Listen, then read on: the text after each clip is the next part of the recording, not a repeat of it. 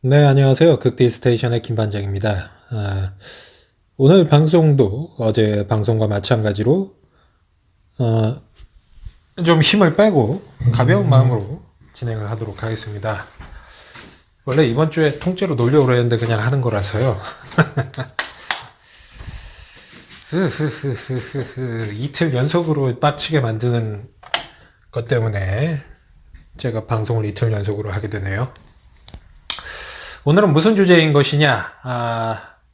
댓글 게시판에서 예고를 해드려서 뭐 아시는 분들은 아시겠지만 이 더불어민주당 초선 의원들 중에 이제 무개념적인 행동을 하는 몇 명 의원들 또는 뭐 굉장히 그 해당 정치인의 포텐셜이나 커리어나 캐릭터가 굉장히 좋음에도 불구하고 그 잘만 다듬으면 뭐 차기 대선까지 바로 직행 다이렉트로 직행할 수 있을 정도인데 이제 본인이 말아먹고 있는 재능 낭비의 케이스. 뭐 여러 가지 유형이 있습니다. 사실 이게 그 집권 여당, 특히 우리 쪽에 속한 당의 초선 의원들이 개념 없는 행동을 했던 것은 열린우리당 시절부터 생긴 전통이죠. 그 당시에 열린우리당이 2004년 총선을 치르기 전까지는 이제 46석, 그러니까 국회의원이 이제 46명 정도밖에 없었던 거죠. 민주당에서 탈당한 뭐 30여 명이랑 한나라당에서 당시 한나라당에서 탈당했던 뭐 독수리 오영재, 김부겸, 김영춘, 이부영 기타 등등 그리고 뭐 개혁당의 유시민 의원이랑 김원웅 의원 등등이 합쳐가지고 46명 정도였었는데 이제 총선에서 2004년 총선에서 그 이른바 탄도리들 노 대통령이 탄핵당해가지고 그 탄핵 지갑을 주순 탄도리들이 무려 108명이었습니다. 그 열린우리당의 초선 의원들만 108명. 그래가지고 언론이나 뭐 기타 당 내외에서는 이른바 108번뇌라는 단어로 그 108명의 초선 의원들을 표현을 하기도 했었죠. 그때도 그 무개념인 새끼들 졸라 많았는데 뭐 생각나는 놈들이라고 한다면은 뭐 일단 임종석이랑 이름은 비슷한데 다른 인간입니다. 임종인이라는 개 비용신 새끼가 하나 있었고 뭐 한광원 뭐 이런 새끼도 있었고 뭐 여자는 꽃이라느니 뭐 어쩌고 저쩌고 그러면서 뭐 성추행범을 뭐 비호하는 뭐 그런 발언을 했던 새끼도 있었고 하여튼 많았어요. 뭐 최재천이도 아마 2004년에 그때 아마 제 기억으로 초선 의원이었던 걸로. 하여튼 뭐 그랬었는데, 요번에 그것도 이제 어저께 무슨 서로 약속이나 한 것처럼 병크들을 일제히 터뜨렸죠. 손혜원 의원은 저 정알바라는 파케에서 이제 비용신 삽소리 해가지고 그냥 가루가 되도록 까였고, 김영호 의원은 이제 그 트럼프 대통령이 방한을 했을 때 그 차벽으로 그 반 트럼프 시위대 막았다고 무슨 표현의 자유가 어쩌니 저쩌니 씨발 그야말로 오랄 진보스러운 병신 같은 멘트를 트위터에 써가지고 또 졸라게 욕을 처먹었고 박주민 의원 같은 경우는 이제 본인의 트위터 계정에 이른바 입진보들이 이제 총 출동한 무슨 그런 정치 행사, 나는 그 주최 단체나 뭐 참여 단체들만 봐도 참 이게 그래가지고 뭐 행사 내용은 저는 보지도 않았어요. 근데 그냥 그 행사 주최 뭐 참여 단체 이런 것들을 보니까 정말 입진보들의 그냥 구락부더만요. 그런 행사를 이제 이른바 민주주의 행사랍시고 이제 본인의 트위터 계정에 공유를 했다가 그 또한 이제 욕을 먹었던 그런 일이 있었습니다. 어제에만 뭐 이렇게 3명의 더불어민주당 초선 의원들이 이제 병크를 저질렀는데 그 이외에도 많아요. 그 사실 많은 사람들, 그 저마저도 굉장히 기대를 많이 했습니다. 왜냐하면은 저랑 좀, 뭐랄까, 제가 추구하는 어떤 정치 노선이나 캐릭터랑 결이 비슷하거든요. 누구냐면 표창원. 일단 마초죠. 남성적이고, 그리고 이제 보수. 예? 경찰이 말 그대로 지키는 거 아니에요. 예.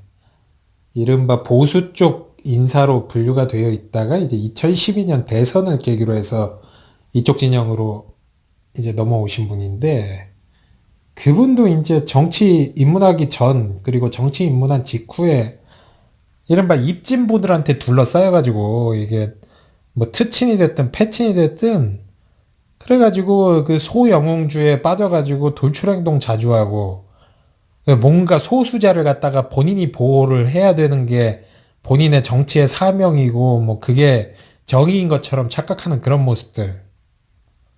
표창원 의원이 있었습니다. 그리고 김홍걸 씨는 이제 국회의원은 아닙니다만, 사실 이분은 영향력이나 뭐 무게감으로 따지면은 뭐 초선 의원이나 마찬가지예요. 그리고 제가 볼 때는 뭐 내년 지방선거가 됐든 아니면 다음번 총선 2020년 총선이 됐든 아마 조만간 1년 후나 3년 후에 아니면 뭐 또 다른 어떤 재보궐선거에서 전남 지역, 광주 지역 또는 목포 지역이 가장 유력해 보이는데 출마를 해서 정치를 할 양반입니다. 이분은 김홍걸 씨 같은 경우에는 제가 권갑정의 정치 신세계 시절에 한번 전화 인터뷰를 직접 했던 적이 있었는데 뭐 훌륭한 분이죠. 일단은 뭐 아버님이 너무나 훌륭하신 김대중 전 대통령이었고 그리고 본인도 굉장히 어떤 뭐 정치에 대해서 많이 공부를 하고 또 이제 그 아버지와 어머니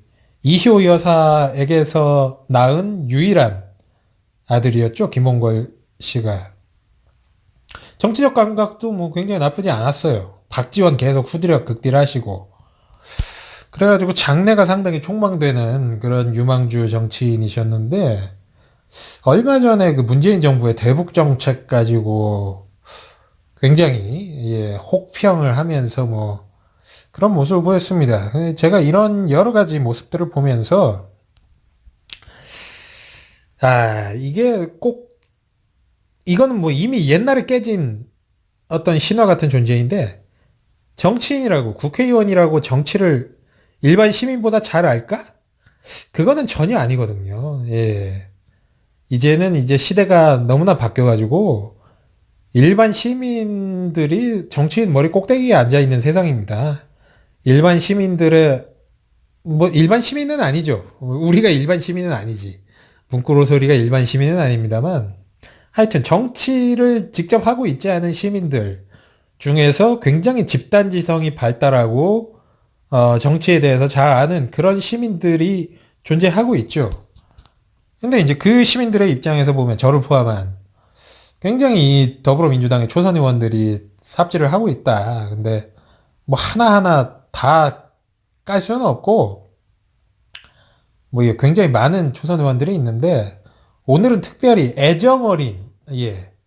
제가 개인적으로는, 저 인간들은 금배지를 떼어버려야 된다라고 생각하는 초선 의원들이 많아요. 근데 그 초선 의원들은 또 다음 기회에 한번 묶어서 다뤄보도록 하고, 오늘은 굉장히 기대를 많이 걸었는데, 현재 실망스러운 행보를 보이고 있는 초선 의원들 중심으로, 왜 그 초선 의원들이 이런 병크를 저지르고 있는지, 그리고 그 초선 의원들이 자신들에게 부과된, 그리고 받고 있는 기대, 그리고 본인들이 가지고 있는 포텐셜을 모두 다 터트리려면 어떻게 해야 되는지, 뭐 그런 부분에 대해서 한번 논해보도록 하겠습니다. 그래서 일단, 김영호 의원은 제가 오늘 방송에서는 빼겠습니다. 왜냐? 저는 김영호 의원에 대해서는 어떠한 기대도 가지고 있지 않거든요. 김영호 의원은 그냥 그 세습 정치인이죠, 세습 정치인. 그 양반이 1967년생인가 그런데 2004년 총선 때부터 그 서대문 을인가 갑인가에서 이제 계속 출마를 해왔습니다. 그 뭐 경력도 별거 없어요. 무슨 스포츠 투데이 기자하다가 38살쯤에 뭐 2004년에 총선에 출마를 했다가 뭐 낙선하고 그랬는데, 그 이유가 뭐냐 하면은 그 예전에 DJ랑 같이 평화민주당, 뭐 그 이후에 민주당을 거쳐서 소위 말해서 DJ당에서 어떤 비주류 역할을 계속 했었던 김상현 전 의원. 그 김상현 전 의원이 아마 꽤 선수가 꽤 높았을 거예요. 뭐 한 5, 6, 7선까지는 했었던 걸로 제가 기억을 하는데 김상현 전 의원의 아들 아닙니까? 아들. 그리고 지역구도 그대로 물려받았고. 그래서 아유, 저 김영호 의원 너는 그냥 아버지 때문에 한번 그 배지 달았으면은 뭐 여태까지 뭐 보여준 게 없잖아요. 딱히 김영호 의원. 뻘소리 짓거리지 말고 적당히 눈치다 보면서 다음번 총선 때 배지 반납하고 그렇게 조용히 짜졌으면 하는 바람이 있습니다. 예. 그래서 김영호 의원은 그냥 넘어가고요. 뭐 기대도 없어. 그 다음번에 저 뭐 초선 의원 중에 살생부 방송 같은 거 할 때 그때 다시 넣어줄게. 난 세습 정치인 졸라 싫어하니까. 세습 정치인이라고 다 나쁜 건 아닌데 세습이 아니면은 이제 경쟁력이 없는 정치인은 싫어하지. 그러면은 김영호 의원 빼면은 남은 게 이제 손혜원, 박주민, 표창원, 김홍걸. 아우 그냥 어, 보통 팟캐에서 그것도 이제 야권이 아니지. 아이씨 아직도 여당 마인드가 장착이 안 된다. 야권이라고 얘기를 해. 이른바 지금 여권으로 분류가 되는 팟캐에서 손혜원, 표창원, 박주민, 김홍거를 깐다는 것은 상당히 부담이 되는 일이겠지만 저는 저 또 그런 거 신경 안 쓰기 때문에 그냥 오늘 그 4명을 한번 까보겠습니다. 일단 손혜원 의원부터 좀 만져줘야죠. 만져드려야죠. 까줘야죠. 이것도 여성 의원인데 만져준다는 표현 썼다가 무슨 성희롱이네 뭐 그런 얘기 나온다. 아이고 참. 제가 뭐 손혜원 의원이 딱히 여성으로 보이지는 않는 뭐 그런 사람입니다. 정치인들은 대부분 여자로 보이지 않아요. 예. 정치인은 정치인이지.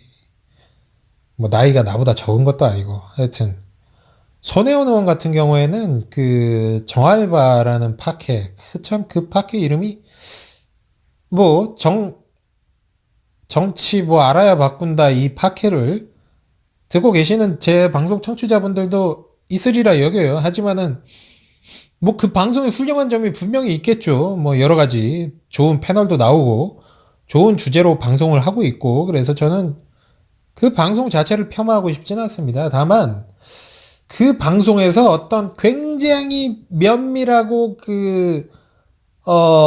핫하고 그리고 이 오묘한 정치적 사안을 다룰 때 손혜원 의원은 항상 이상한 삽소리를 한다는 거예요.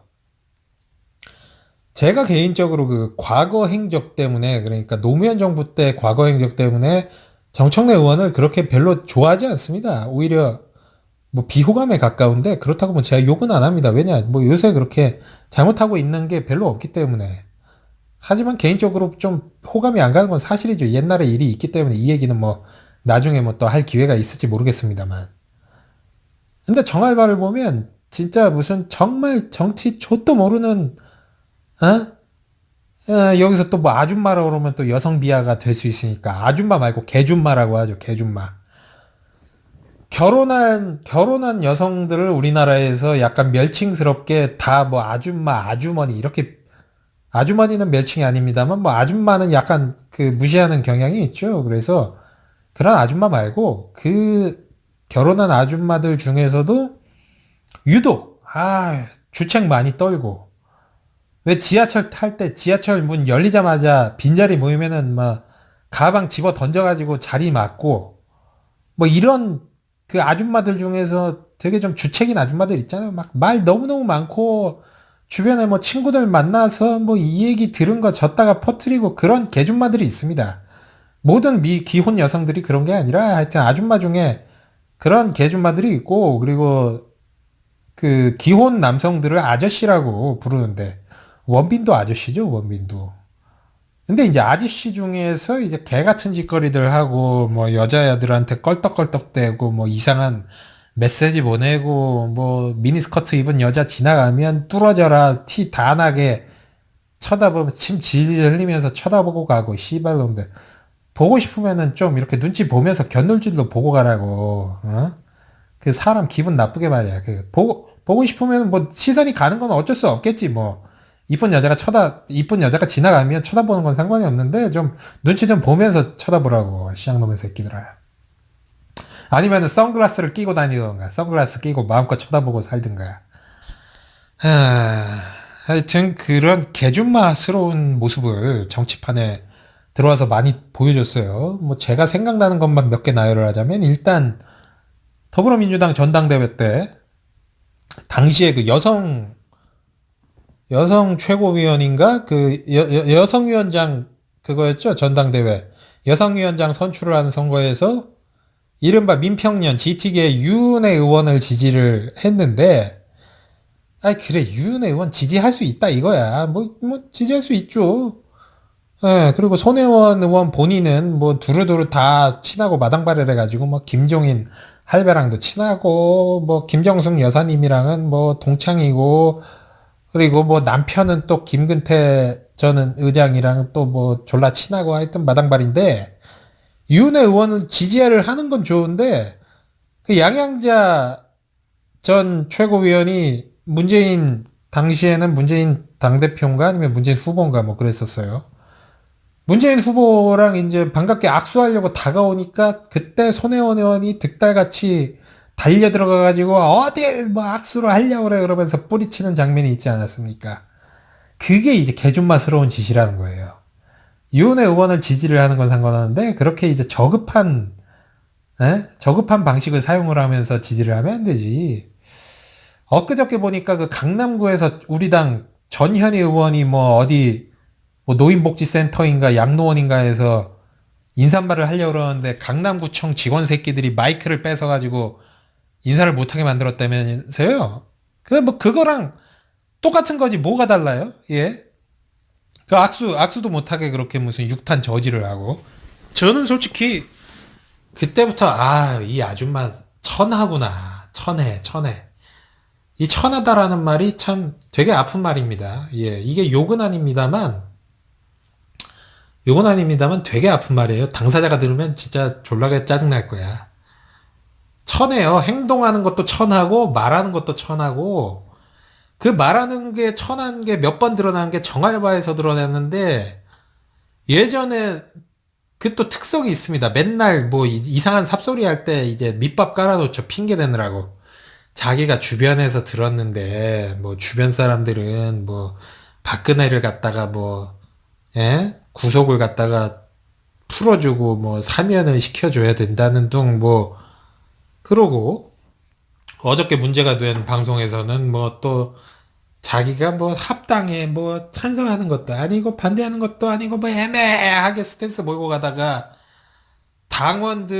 우리 당 당원들은 나이브 해가지고 뭐 국민의당이랑 합당을 반대를 하고 뭐 그러면서 이제 당원들을 모욕을 했죠. 그런 식의 어떤 발언을 하는 그 양태들이 저는 되게 천하게 보여요. 왜 천하게 보이냐? 일단은 그 손혜원 의원의 의견이 옳고 그르고를 떠나서 그렇게 간보기 식으로 막 내가 어디에서 들었는데 내 주변 사람들은 또는 뭐 그런 사람들은 그렇게 생각하더라. 아이씨, 뭔 파케를 갖다가 무슨 뭐 뒷담화 방송을 해? 자기 생각을 얘기해야지 이 사람아. 초선 의원이면 정치인이면은 내가 금배지 달고 있으면은 그런 식으로 방송 안 합니다.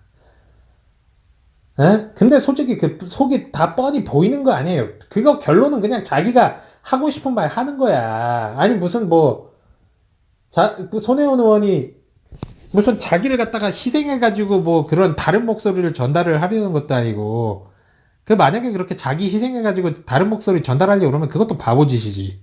에? 왜 본인이 의견이 아닌 거를 갖다가 그런 식으로 얘기를 해가지고 듣는 사람은 짜증나게 만들고 그거에 대해서 또 설명해주는 정청래 의원도 짜증나게 만들고 제가 들어보니까 정청래 전 의원도 상당히 답답해하는 그런 뉘앙스가 많아요. 아유 내가 이런 것까지 이 양반한테 이거 설명을 해줘야 되나? 근데 제가 보기에는 그게 핑계라 이겁니다. 다른 사람들 의견인데 또는 어떤 사람들은 이렇게 생각을 하는데, 그래가지고 몇 번 까였잖아요. 몇 번 까였어. 몇 번 까였는데도 그거 안 고치면은, 그거는 그냥 자기가 하고 싶은 말을 남의 얘기를 빌어가지고, 그 참칭을 해가지고 하는 거고, 만약에 그게 진짜로 어디에서 들은 얘기인데 자기가 궁금해가지고 물어보는, 방송에서 물어보는 거면, 그건 진짜 주책이지, 주책. 바보 같은 짓이지. 사석에서 물어보라고요. 사석에서 정청래 의원한테 물어보라고. 왜 팟캐스트 방송에서 그렇게 물어봐? 정청래 전 의원이 뭐 그때 그 이상한 질문에 대해서 답은 다 하는데, 그러면서 손혜원 의원은 자기 정치적 자산 계속 지속적으로 깎아먹고 있는 겁니다. 손혜원 의원 같은 경우에는 이제 초창기에 굉장히 우리 문재인 지지자들한테 뭐 이쁨을 많이 받았죠. 예. 뭐 일단은 뭐 영부인님이랑 김정숙 여사님이랑 뭐 절친이라고 하는 데에다가 뭐 딱히 문재인 대통령과 문재인 후보와 뭐 척을 진 적도 없고, 당에 들어와가지고 뭐 홍보 감각 발휘해가지고 민주당 뭐 이름이나 로고 뭐 이런 거 손봐가지고 좀 깔쌈하게 만들어 줬고, 그래가지고 좋게 봐주려는 사람들이 얼마나 많았는데요, 저를 포함해서. 근데 이렇게 개 삽소리를 하는 이유가 무엇일까 생각을 해보면, 이게 이제 마당발의 함정인 거지, 마당발. 본인이 자랑을 하고 뭐 알려진 대로 손혜원 의원은 뭐 두루두루 다 친하다고 본인이 어필을 하죠. 남편은 김근태랑 절친이었고, 본인은 뭐 김정숙 여사님이랑 절친이고, 에? 김종인이랑도 또 뭐 친분이 있어가지고 김종인 옆에 바싹 붙어가지고 김종인이 뭐 비례대표 1번을 주려다가 말았다고. 근데 이제 이렇게 이른바 이제 이게 친목질인 거야, 친목질. 그러다가 파케하면서는 또 이동영이랑 또 같이 놀면서 또 거기에 물들고. 정치에 입문할 때 지금도 마찬가지입니다만 심각한 정알못이었어요, 이분이.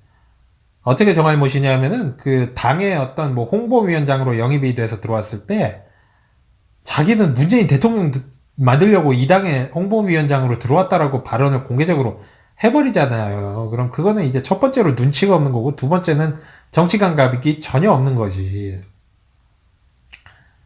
아니 무슨 대선 후보 사조직 홍보위원장도 아니고 당의 홍보위원장으로 들어온 사람이, 물론 뭐 그거를 듣는 문재인 지지자들은 뭐 통쾌하고 후련했을지 몰라도 그게 문재인 후보 당시 당대표한테 도움이 되는 발언이 아니었거든요. 근데 그 이후로 뭐 이런 사태가 계속 되풀이됩니다. 한두 번이 아니에요. 오죽하면 결국 이렇게 깔까? 내가 여태까지 계속 참았다고 까고 싶은데. 뭐 장례식 가가지고 뭐 이상한 사진, 뭐 하트, 뭐 그 그 뭐야, 일본군 그 종군 위안부 뭐 성노예라고도 하는데, 하여튼 그 2차 세계대전 때 일본군에 끌려가가지고 강제로 그 노예 생활 하다가 힘들게 사시다가 돌아가신 할머님 장례식에 가가지고, 에? 그 부적절한 사진 찍고, 그런 게 한두 개가 아니잖아요. 예. 근데 이제 그런 거는 뭐 이제 그 개개인, 손혜원 개인이 눈치가 없고 센스가 없어서 아유 저 바보 같은 사람 그러고 넘어갈 수 있는데, 자꾸 이 결정적인 타이밍마다 이게 답이 아닌 거를 답인 것처럼 뭐 남의 의견인 것처럼 물타기 하면서, 그 정알바라는 팟캐에서 그렇게 삽소리를 했으니까 그 트위터에 뭐 팟캐 개소리 보시라는 계정이 있는데, 뭐 거기는 완전히 그냥 손혜원 삽소리 전문 계정이더만. 팟캐 개소리봇 계정 보면 뭐 절반이 손혜원 의원이 이상한 소리 한 거 타이핑해가지고 올려놨던데, 그게 이제 답이 아닌 거를 답인 것처럼 그렇게 들고 오는 것 자체도, 그러면서 이제 당원들이 나이브하다고 무시를 해. 이게 어처구니가 없는 거죠. 어처구니가 없어. 에? 정알못 중에 정알못이 말이야. 무슨 당원들이 정알못인 것처럼 그렇게 오만하게, 에? 나이브라는 단어를 써가면서 폄하를 하니 짜증이 안 납니까? 에휴, 한심해요, 한심해. 예, 일단 손혜원 의원은 일단 겸손해야 돼. 그 모든 만악의 근원이 본인이 되게 똑똑한 줄 착각하고 있는 거예요. 그게 이제 뭐 이른바 정치권에 들어오기 전에 자기 분야에서 뭐 좀 잘 나가던 사람들이 정치권에 들어왔을 때 흔히 빠지는 함정인데, 대표적인 케이스로 찰떡이가 있습니다. 안철수. 예? 걔가 정치 들어오기 전까지는 뭐 세상 지만 똑똑한 것 같고 그랬다가 완전히 걔 비용신짓만 골라서 하고 있잖아요. 근데 지는 그거를 인정을 안 하죠. 왜? 왜냐? 정치에 들어오기 전까지는 주변에서 전부 다 안철수 똑똑하다고 뭐 칭송하고 뭐 천재라고 칭송을 하고 도덕적인 사람이라고 칭송을 하고 그랬으니까 거기에 빠져가지고 그런 사는 거 살고 있는 거야. 그냥 지가 똥똥에 빠져 있는지 뭐 수족관에 빠져 있는지 뭐 수영장에 빠져 있는지 또 분간이 안 돼 지금 씨발. 어? 손혜원 의원도 마찬가지예요. 손혜원 의원이 광고 홍보 업계에서는 뭐 나름대로 레전드일지 몰라도 정치권에서는 그냥 정알못이라고요. 정알못. 근데 본인이 인정을 안 해. 근데 이렇게 어설프게 정치에 대해서 잘 알지 못하는데 내가 여기저기 인맥들이 많아가지고 여기저기에서 들은 얘기는 많아. 이런 애들이 흔히 빠지는 실수가 그 이동영이도 마찬가지인데 뭐 이동영이 보고 뭐 정치 신동이라고 뭐 손혜원이 네이밍 했다죠? 정확히 한 건지는 모르겠지만. 아유, 씨발, 이동영이 정치 신동이면 나는 무슨 정치의 신이냐? 권순욱은 무슨 정치의 가시냐, 갓? 아, 가짜여서 진짜.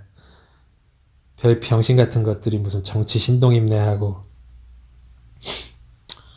아, 어설프게 아는 게 제일 무서운 거죠. 세상에서 제일 무서운 게 책 한 권 읽은 애들이라고 그러잖아요. 그런 것처럼 정치를 어설프게 하니까 뭔가 이렇게 정치 공학을 부리는 게 되게 정치적이고 이게 전략적으로 맞는 것 같은 그런 착각에 빠져 있는 거지. 박근혜를 풀어주는 게 뭔가 좀 더 정치 공학적인 것 같잖아. 예. 그러고 뭐 국민의당이랑 합당을 하는 게 뭔가 정치 공학인 것 같잖아. 왜냐? 합당을 하는 거 안 하는 것보다 합당을 하는 게 어쨌든 정치 그 공학 술수를 부리는 거니까. 근데 이제 그 정치라는 게 그렇게 간단하지가 않다는 거죠. 예. 그 국민의당 그 씨발놈들을 떼어내려고 우리랑 그 문재인 당대표가 당시에 어떤 개고생을 하면서 그 새끼들을 분리수거를 했는데, 예? 당위적으로, 그래가지고 걔네들을 띄어내가지고 지금 더불어민주당이 지지율 50% 이상 구가를 하고 있는데 그 쓰레기들 다시 끌어들여가지고 당을 다시 난장판으로 만들겠다는 거 아니에요. 그거를 모르는 거지, 손혜원은. 왜냐? 그 전에 정치 역사를 모르니까. 열린우리당 시절의 정치 역사도 모르고, 그 직전에 민주통합당이나 이런 역사를 모르니까, 겪어본 적도 없고, 본 적도 없고, 관심도 없었으니까. 그러니까 모르는 거지. 그리고, 만약에, 그래요. 뭐, 예를 들어서 문재인 대통령님이 통과시키고 싶은 법안이 있는데, 뭐, 과반수가 안 돼서 정말 뭐, 국민의당이랑 합당을 해야 되겠다. 이런 어떤 문재인 대통령의 복심이나 아니면 뭐 본인께서 직접 이런 의도를 밝히시면 당연히 저를 포함한 문재인 지지자들은 거기에 따라가겠죠. 근데 말이죠. 만약에 국민의당이랑 합당을 한다고 쳐요. 합당이 필요하다고 치더라도 더불어민주당에서 먼저 이렇게 그쪽에다 구애를 할 필요가 없거든요. 지금 정당의 지지율을 보나 그 내년 지방선거에 그 폭망할 시나리오를 보나 만약에 국민의당이랑 합당을 한다고 치더라도 지방선거에서 완전히 개박살을 내놓은 다음에 완전히 똥값으로 만들어 놓은 다음에 거의 흡수하듯이 그런 식으로 해야지 이게 남는 장사지. 지금 거의 다 뒤져가고 있는 전라도에서 호남에서 지지율 10%도 안 나오고 5%도 안 나오고 정의당한테도 뒤지는 그런 정당한테 자꾸 합당하자고 그렇게 하면 존재감 키워주는 거 아니에요. 지금 국민의당 다 뒤져가고 있는 뇌사 상태의 정당인데 걷다가 산소호흡기 붙여주는 짓 아니냐고. 에? 정치공학을 하려면 이 정도는 계산을 하고 씨부려야지. 씨발 뭔 놈의 정치공학에 얼어 죽을 그런 것도 모르면서 병신 같은 게. 아, 병신 같은 게 단어 나왔다. 아, 진짜. 저는 솔직히 사악한 인간들보다 멍청한 인간들이 더 짜증나가지고 이렇게 손혜원 의원처럼 멍청한 인간을 보면 아, 막 짜증이 나. 어쩔 수 없어. 내 방송 듣는데 손혜원 의원이 너무 좋아가지고 내 방송 듣기 싫으면은 그냥 안 들어도 돼. 아이씨. 이런 말 하니까 뭐 이동형이랑 비슷한 것 같다. 예, 뭐 이동형이랑 그런 부분에 있어서는 제가 비슷합니다. 뭐 저는 예? 제가 싫어하는, 제가 병신 같다고 판단하는 사람들 말 귀 기울여 들으면서 거기에 현혹되고 그런 사람들이 제 방송 듣는 거 딱히 탐탁지 않거든요. 아, 대신 저는 뭐 제가 제 방송 들으면서 뭐 손혜원 방송 듣지 마, 뭐 이동형 방송 듣지 마 이런 얘기는 안 합니다. 차라리 내 방송을 듣지 말라 그러지. 물론 뭐 안희정을 지지하고 정의당을 지지를 하는 것은 이제 그거는 용납 못하는 행위죠. 제 방송을 들으면서. 그것은 저를 연맥이는 행위죠. 내 방송을 들으면서 안희정을 지지하고 정의당을 지지한다? 아, 씨발, 이거는 완전히 진짜 나를 연맥이는 행위이기 때문에 그런 청취자가 있으면은 색출이 되면 그냥 바로 방송에서 까버립니다. 하여튼, 뭐 이상한 얘기가 많았는데, 음, 손해원은 까는데 너무 시간을 많이 보내버렸어. 아이고.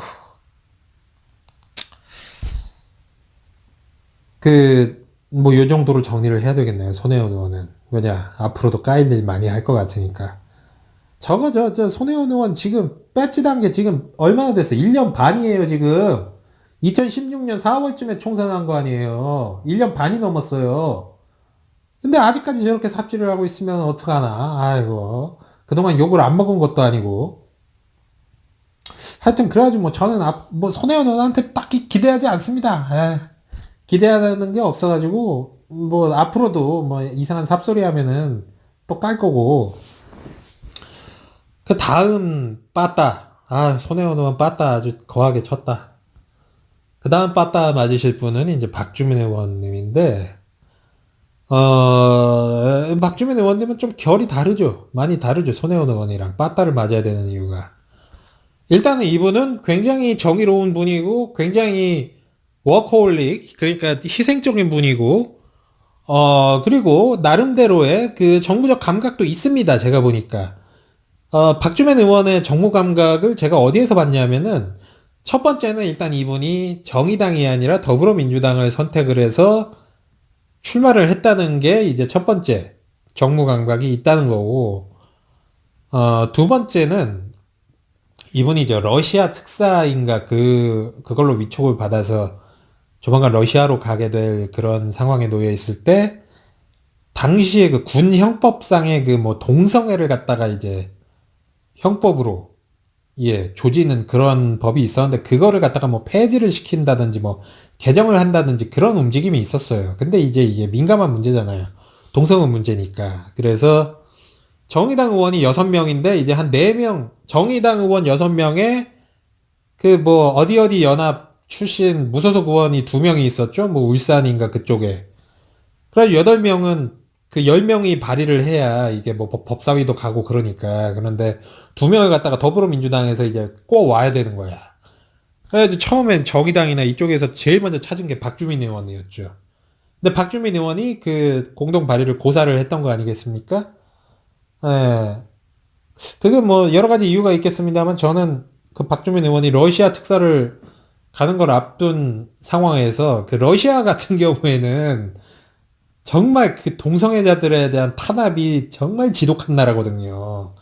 거기에서는 아마 저 러시아 군대에서 동성애 하다가 걸리면은 바로 뭐 그냥 죽여버리던가 총살시켜버리던가 뭐 거의 그런 이미지인데, 하여튼 그 러시아 특사를 가는 걸 앞두고서 이제 그런 법안을 발의를 하고 가는 게 부담스러웠는지 결국 끝내 그 법안을 발의를 안 하고 러시아 특사를 갔다 왔습니다. 그래서 대신 뭐 진선미 의원인가? 뭐 그분이랑 또 다른 어떤 의원이 발의를 같이 해가지고 뭐 그 법이 이제 발의가 된 걸로 알고 있는데, 하여튼 이 박주민 의원이 대책 없이 그 무개념인 분은 아니에요. 그리고 저는 박주민 의원의 진정성은 인정을 합니다. 다만 이제 이분은 태생적 한계가 있는 거죠. 태생적 한계. 어떤 태생적 한계냐? 그 인권 변호사 활동을 하면서 더불어민주당보다는 이른바 지금 수구 좌파라고 우리가 부르는 집단들과 여러 가지로 어떤 그 커뮤니케이션과 커넥션이 연결이 되어 있는 정치인이다. 이게 사실 사람이라는 게 자기가 여태까지 활동을 하면서 맺어진 인맥이나 어떤 활동 반경을 송두리째 부정을 하기가 쉬운 일은 아니거든요.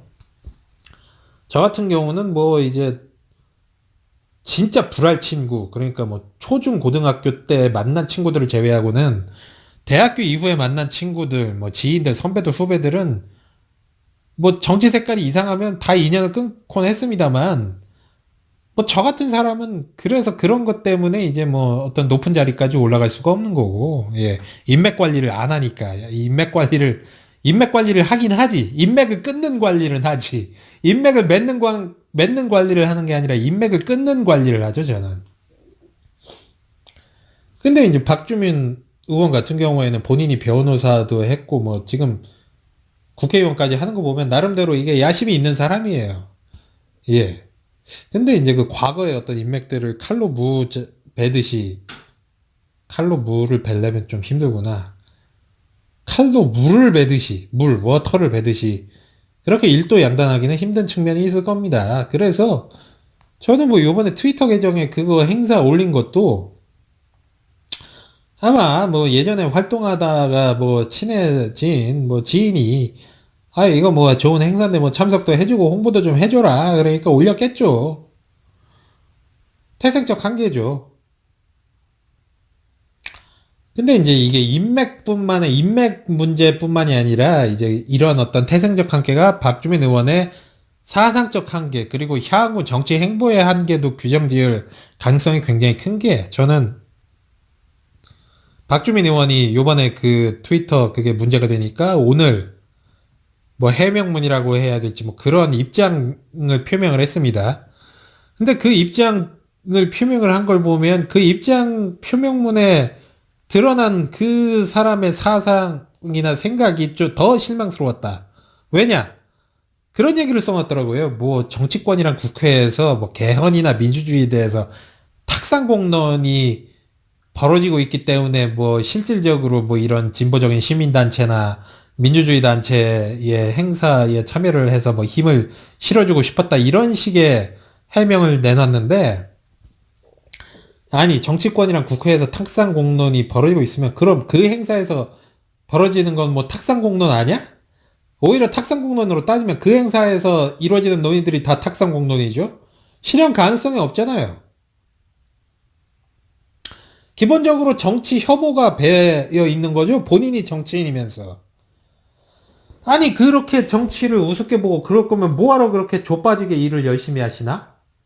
맨날 저 뭐 쪽잠 주무시고 예? 뭐 그래가지고 별명이 거지갑이라고 붙으셨던데 솔직히 좀 쇼맨십도 굉장히 많이 가미가 되어 있어요. 박주민 의원 뭐 이렇게 그 홍보하는 거 보면 그거 다 뭐 보좌진들한테 찍게 시켜가지고 그 올리는 거 아니에요. 물론 저는 뭐 그거 자체를 나쁘게 보진 않습니다. 정치인이 자기 열심히 하는 거 PR 해야죠. 예. PR 하는 거 나쁘게 보진 않는데 아, 이율 배반적인 거 아니냐고요. 본인은 그렇게 정치인이 돼가지고 열심히 일을 하는데 국회랑 정치권에서는 뭐 탁상공론만 하고 있다. 그거 결국 자기 얼굴에 침뱉기예요. 그 국회랑 정치권에 박주민 본인도 포함이 되어 있는 거예요. 정치인이 그런 얘기를 하면 안 되지, 이 사람아. 시민단체 활동가도 아니고. 아, 손혜원 의원 빠따 치는데 많은 시간을 할애를 해가지고 표창원 의원은 뭐 일단은 어저께 사고를 안 쳤으니까 그냥 스킵을 하겠습니다. 근데 표창원 의원 같은 경우는 제가 좀 나중에 길게 얘기를 할 그럴 기회가 있을 거예요. 아, 너무 아까워가지고 그래. 표창원 정도의 좋은 커리어, 그리고 좋은 캐릭터, 이거 나오기 쉽지 않은데, 본인이 이제 그, 본인의 장점은 갖다가 다 똥통에 쳐박고, 스스로의 어떤 정치적 미래를 갖다가 말아먹고 있으니까, 진짜 내가 답답해가지고, 진짜 내가 기회가 되면 한 3시간이 됐든 4시간이 됐든 한번 토론이라도 해보고 싶어. 컨설팅 좀 해주고 싶어요. 표창원 의원 스킵하고, 표창원 의원, 다음번에 제가 빠따 때리겠습니다. 마지막으로 김홍걸 뭐 국민통합위원장님인데, 박주민 의원이나 표창원 의원과 마찬가지로 저는 그 이 김홍걸 위원장의 진정성 의심하지 않습니다. 어느 정도 단심이 있는 분이고, 어, 하여튼 뭐 김홍걸 위원장님만큼 뭐 여러 가지 뭐 히스토리나 뭐 내공을 가진 정치인 찾기 힘든 건 사실이에요. 일단은 뭐 박지원 킬러로서도 그 존재 가치는 너무나 큰 것이고, 우리 진영에 이런 말은 굉장히 상투적인 말입니다만 우리 진영의 소중한 자산이죠. 김원걸 씨 같은 경우에는. 근데 이제 이분이 유독 이제 문재인 정부의 대북 정책에 대해서 날선 비판을 갖다가 몇 번 보여주셨는데, 저는 이것도 이제 태생적 한계다. 이거는 말 그대로 태생적 한계다. 아까 전에 박주민 의원 같은 경우에는 이제 본인이 대학교 들어가고 나서 변호사가 되고 나서 본인이 선택을 해가지고 했던 활동이나 이런 거가 원인이기 때문에 어떻게 보면 그건 태생적 한계가 아니죠. 근본적으로 보면. 근데 이제 김원걸 의원은 이제 DJ의 아들이잖아요. 김대중 전 대통령의 아들이기 때문에 이분은 이제 이른바 그 햇볕 정책이라는 게 대북 유화 정책, 대북 포용 정책이라는 게 일종의 이제 도그마가 되어버린 거예요. 김원걸 씨한테는. 왜냐? 너무나 위대한 나의 아버지가 그런 햇볕 정책을 해서 성공을 했고, 남북 정상회담도 했고, 그랬는데 그 이후에 노무현 정부, 그 DJ 쪽에 가까운 사람들은 이제 노무현 정부의 대북 정책도 이제 좋지 않게 봤지. 그 이후에 어떤 대북 강경 정책 때문에 남북 관계가 틀어졌다고 보는 입장인데, 이 얘기는 제가 지난 에피소드에서 시간을 좀 할애해가지고 얘기를 한 관계로 뭐 오늘 에피소드에서 또 반복을 하지는 않겠습니다. 근데 핵심은 이게 근본주의라는 거예요. 햇볕 정책 근본주의, 포용 정책 근본주의. 이 도그마에 빠져 있다는 거, 김원걸 씨는. 그래서 이 김원걸 씨가 이런 그 도그마를 극복을 하고 도그마를 깨고 그런다면 정말 지금보다 더 훌륭한 정치인이 될 수 있는데, 이 햇볕 정책 근본주의, 대북 포용 정책 근본주의에서 벗어나질 못하면 한계가 있는 거죠. 뭐 금배지 한두 번은 달 수 있을지 모르겠습니다만 뭐 안타깝습니다. 예.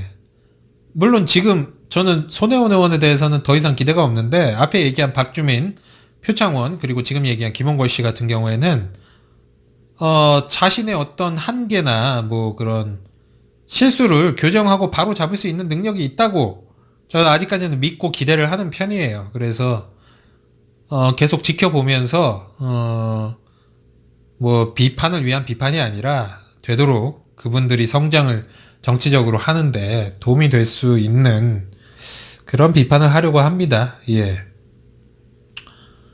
뭐 지금까지 그 더불어민주당 초선 의원 중에 나름 되게 큰 기대를 받았던, 그러나 최근에 실망스러운 퍼포먼스를 보여주고 있는 그 4명의 정치인들에 대해서 얘기를 해봤는데요. 사실 뭐 이런, 특히 이제 그 문재인 당시 당대표의 영입 리스트였던 초선 의원들의 이런 삽질은 상당수 문재인 지지자분들한테 좀 걱정을 불러일으킬 소지가 많을 거라고 생각을 합니다. 왜냐? 어찌됐든 문재인 대통령은 재선에 나설 수가 없고, 2022년 5월이면 임기가 끝나죠. 그리고 대선은 아마 한 3월쯤에 치러질 것 같고, 그러면 이제 한 4년 반 후에는 문재인 대통령이 아닌 다른 대통령이 취임을 하게 돼 있는데, 지금 보면 이제 차기 대선 후보 주자군에 딱히 이렇게 보이는 사람이 없다 이거지. 안희정이랑 이재명 말고는 부각이 되고 있는 차기 대선 주자 후보군이 없으니까. 근데 이게 사실 뭐 당연한 일이긴 해요. 왜냐하면은 지금 문재인 정부가 출범한 지 1년도 채 안 되고 6개월밖에 안 됐는데 벌써부터 뭐 차기 대선 주자가 난립을 한다면 그거 자체도 문제입니다. 그래서 이제 지난번 대선 후보 경선 때 나왔던 이재명이랑 안희정 빼고는 딱히 이제 차기 주자로서 눈에 띄는 사람이 없는 거는 사실인데, 근데 잘 찾아보면 그 차기 대선 주작감들이 굉장히 많아요. 제가 요거는 이제 별도 에피소드에서 또 다룰 얘기인데 뭐 오늘 잠깐만 얘기를 하고 넘어가자면, 일단은 문재인 정부에서 요직을 맡았던, 그리고 대중적 폭발력이 있는 인사들은 계기가 주어지고 때가 되면 언제든지 차기 대선 후보로 떠오를 수 있습니다. 예, 제가 간단하게 오늘 이 에피소드에서는 그냥 한번 정리만 해볼게요. 일단은 이낙연 국무총리 있습니다. 예. 이낙연 국무총리 충분히 그 대선 후보가 될 자질이나 경륜 그리고 이제 뭐 그런 입지가 있고요. 노무현 대통령 때 노무현 정부 때 첫 총리를 지냈던 고건 총리, 물론 그때는 이제 그 탄핵 때 대통령 권한대행을 무리 없이 수행을 했다는 그런 프리미엄도 있었습니다만, 어찌됐든 그 정부의 그 국무총리로서 그것도 이제 대독 총리나 뭐 이런 허수아비 총리가 아니라 나름대로 실무를 이제 총괄을 하고 있고 존재감을 보여주는 총리라면 어떤 큰 과오를 저질러서 경질되지 않는 한 언제든지 차기 대선 후보 주자군에 진입을 할 수 있는 그런 위치라고 할 수 있죠. 이낙연 국무총리 있고요. 그리고 지금은 이제 예능인으로 활동하고 있는 유시민 작가. 저는 과연 유시민 작가를 문재인 대통령께서 과연 본인의 임기 5년 동안 한 번도 안 부려먹고 끝날 것인가 라는 것에 대해서 굉장히 의구심이 있습니다. 왜냐하면은 일단은 문재인 대통령께서 유시민 작가에 대해서 굉장히 높이 평가를 했었던 그런 전적이 있었고, 물론 뭐 그 이후에 평가가 어떻게 또 수정이 됐는지는 제가 모르겠습니다만, 2011년에 문재인 당시 그때는 정치를 안 하시던 분이었으니까 노무현의 업그레이드 버전이라고까지 이제 평가를 했었어요. 유시민 작가에 대해서. 그리고 이제 그 썰전 축하 멘트에서도 이른바 리크루팅 스카우팅 하셨죠. 예. 네가 정치를 뭐 안 한다고 얘기는 하는데 언젠가 운명처럼 다시 정치를 우리 유시민 작가가 하게 될 일이 있을 것이라고 자기는 본다. 이런 식의 발언을 하셨습니다. 저는 개인적으로 이 지방선거 이후나 아니면 2020년 총선 이후쯤에 개각을 할 때 그때 유시민 작가가 입각을 결국 하게 되지 않을까 뭐 그런 예측을 하고 있습니다. 예. 그리고 한 번 문재인 대통령한테 찍힌 사람은 절대로 그 마수에서 벗어날 수가 없죠. 예. 그 소 같은 눈망울 꿈뻑꿈뻑 하시면은 또 이제 정치를 안 하려고 하더라도 다시 이제 정치를 하게 될 수 있는 그런 가능성이 있는데, 유시민 작가 같은 경우에는 정치를 지난 시기에 한 10년 정도 하면서 본인의 이미지를 굉장히 많이 소진을 했습니다만 2013년 초에 정계 은퇴를 선언을 하고 나서 5년 동안 예능 활동에 집중을 하면서 오히려 그 전에 굉장히 비호감적인 이미지였던 부분들을 상당 부분 많이 털어냈고, 그리고 대중적 인지도는 또 훨씬 더 높아졌고, 그리고 그 시간 동안 나이는 더 많아졌고, 뭐 그렇기 때문에 유시민 작가 같은 경우도 입각을 하게 되면 충분히 차기 대선 후보로 다시 떠오를 수도 있는 가능성이 있는 잠룡 중에 하나다. 그렇게 평가를 하고요. 조국 민정수석도 있습니다. 뭐 일단 그분은 뭐 일단 스펙이 너무 끝판왕인지라 얼굴 잘생겼지, 학벌 좋지, 직업 좋지, 뭐 말도 잘하고 목소리도 좋아. 다만 이제 조국 민정수석에 대해서 뭐 걱정이 되는 부분은 이제 그분도 좀 이른바 수구좌파 쪽 박주민 의원이랑 좀 비슷하게 수구좌파 쪽에 어떤 컨센서스가 많이 있는 그런 분인데 약간 정할못 성향도 있고, 이 부분은 이제 그 조국 민정수석이 이제 극복을 해야 될 부분이겠죠. 근데 보통 이제 청와대에서 민정수석 하면서 같이 청와대 비서실 회의 같이 하고 국무회의 참석하고 같이 국정 운영하다 보면은 강제로 레벨업을 하게 되어 있습니다. 예, 그래서 조국 수석 같은 경우에는 청와대에 있으면서 많이 이제 본인의 어떤 그 정치적 노선이나 사상에 대해서 발전을 할 기회를 가졌다. 저는 그렇게 평가를 하고요. 조국 민정수석도 뭐 굉장히 가능성이 높은 그런 잠룡이죠. 강경화 외교부 장관도 있고, 캐릭터 너무 좋잖아요. 강경화 외교부 장관. 예.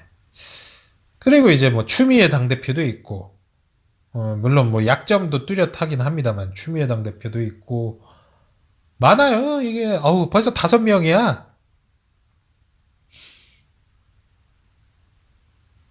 제가 지금 뭐 이 에피소드에서는 간단하게 이렇게 5명만 언급하고 넘어갑니다만 언젠가 요 차기 주자 특집으로 에피소드 다루게 되면 뭐 이 이외에 또 다른 주자들이 더 많이 나올 수 있어요. 예, 그렇기 때문에 대신 저는 앞에 언급을 한 표창원, 박주민, 그리고 김홍걸 씨, 그리고 뭐 어떤 분들은 김경수 의원도 뭐 차기 주자가 아니냐 이렇게 말씀하시던데 저는 기본적으로 지금 이 시점에서 초선 의원인 분들은 차기감은 아니라고 생각을 합니다. 차차기면 모를까.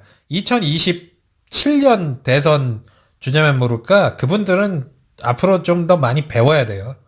정치에 대해서 많이 배워야 되고 경험도 많이 쌓아야 되고 경력도 쌓아야 되고 그 초선 의원만으로 대통령이 되기는 아직까지는 힘든 나라입니다. 이 나라가. 물론 뭐 미국의 오바마 같은 사례가 있긴 합니다만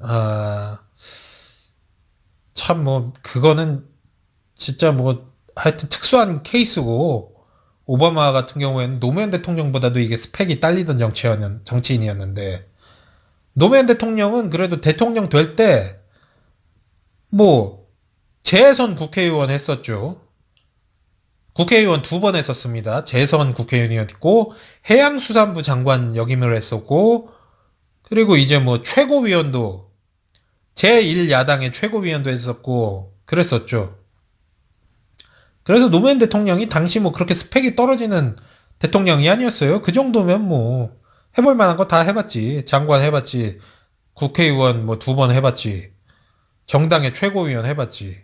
예, 그 정도면 준비된 대통령입니다. 근데 박주민, 표창원, 예, 뭐 이런 김경수 의원 이런 분들이 김경수 의원은 일단은 경남도지사 같은 거라도 한번 해야 그 뒤에 이제 뭐 그거보다 더 큰 거를 도모를 할 수 있겠고 표창원 의원이랑 박주민 의원 같은 경우에는 이제 본인의 어떤 지금 잘못된 이렇게 편향된 그런 사상들을 좀 뜯어 고치는 그런 시간이 필요하겠죠. 하여튼 뭐 어떻게 하다 보니까 제가 오늘 이른바 내부 총질 같은 걸 하게 됐는데 더불어민주당 의원들을 극딜까지 손혜원 의원은 뭐 극딜을 했구나. 그랬는데 아유 다 잘 하라고 그러는 거예요. 애정이 섞인 거예요. 손혜원 의원도 마찬가지입니다. 예.